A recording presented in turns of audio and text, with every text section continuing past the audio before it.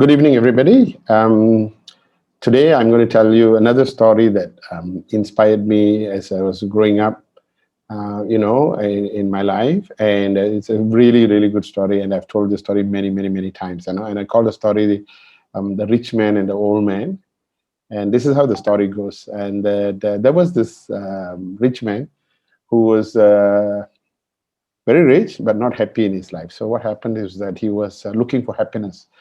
So he goes to see many, many people for happiness, and he finally went and met an old man, that wise old man, like a Confucius type person who gives wisdom, right? And then asked him and said, old man, how can I be happy in life? And the old man said, oh, so easy. What the old man said was very simple. He says that if whatever you look at is green in color, you'll be very happy in your life. And this rich man heard it and said, okay, whatever I look at must be green in color, and then came home.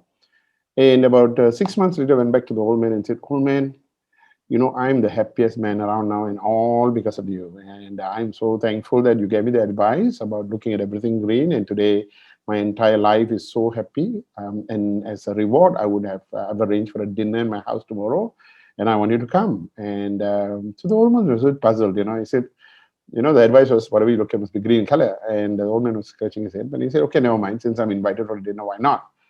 And that old man went for the dinner the next day. Now, as he was approaching this big bungalow house, he realized the whole bungalow was green in color. So you know what the rich man has done? I painted the whole bungalow green. The old man went to the door and was about to knock on the door, and he saw a BMW, a Mercedes-Benz, okay, two cars. Both were green in color. So again, the rich man has painted both the cars green. The old man knocked on the door, and the door was opened by servants wearing green uniform. And the old man walked in.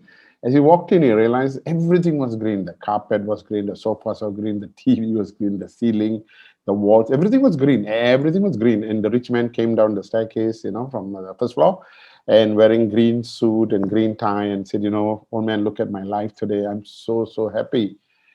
And I told the old man, right? So the rich man was so happy, right? So the old man asked him, he says, wow, how much did you spend to make all this happen? And he said, well, I spent about almost 100,000 to paint the house, paint the car, and change everything in my house so that I'm happy today because wherever I look at is green in color. And the old man thought for a moment and said, I don't know why you spend 100,000 ringgit, because you can change the environment green with 100,000, but wherever you go, it's not going to be green. And you're going to be unhappy again. And he said, why didn't you get 100 ringgit and go to a spectacle shop, buy a spectacle that is green in color and wear it, and everything you will look at will be green. And wherever you go is green. And it was like, when I heard the story, it was like, oh my God, you see, so the thing is this, we want to change our company, we want to change our salary, we want to change our boss, some of you want to change your spouse, we want to change a lot of things around us so that we become happy.